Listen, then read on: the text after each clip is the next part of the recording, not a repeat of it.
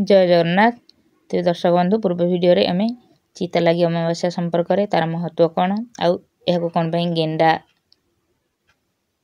कटा अमावास्या बोली कह जाए एवं जगन्नाथंकर कौन परंपरा रही से विषय आम आलोचना करुले।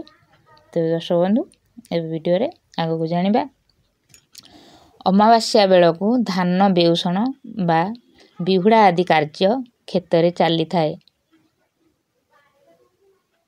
पुरी एवं गंजाम कटक आदि अंचल यह चिता लगी अमावास्या बोली कह जाए। अमावास्या बेलू जो बेउषण हुए बिहुड़ा हुए फसल उत्पादन किपरि अधिक हेब से चाषी माने अमावास्या रे धान खेत को पूजा करिथांदी। एही पूजार विधि अन्यान्य पूजा ठारू स्वतंत्र। अनेक स्थान रे चाषी माने चितौ पिठा फूल चंदन सिंदूर और क्षीर धरी बिल को जाती। बिल रे धान खेत को अर्घ्य दे पूजा करी चितौ पिठा को बिल रे पोती दे आसंती। चाषी विश्वास जे धान खेत को पूजा कले अमल अधिक हेब। चितौ अमावास्यार अन्य एक विशेष दिग हेउछि गेंडा पूजा। एहाकू केही केही गेंडेई शुणी पूजा बोली मध्य कहिथांती। चाषी घर झील माने चितौ पिठा नहीं बिल बा पोखरी को जाती। पिठा को बिल रे बा पोखरी रे पकाई दे कहती गेंडेई शुणी लो गेंडेई शुणी मो बापा भाई को गोड़ काटिबुनी।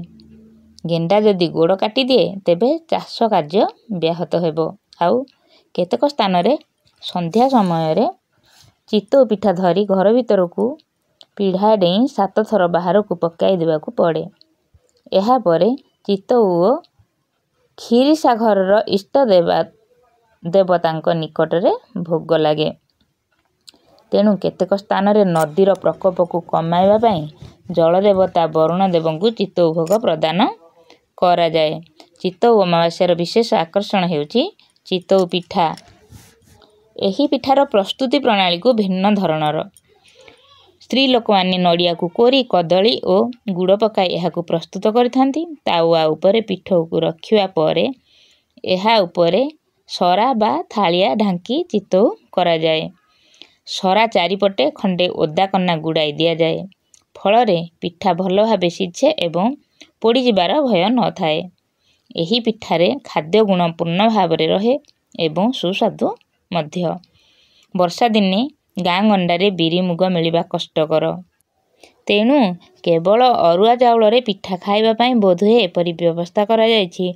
प्रबाद रहिछि चितौ अमावास्या दिन चितौ पिठा न खाइले स्वास्थ्य भल रहे नाही।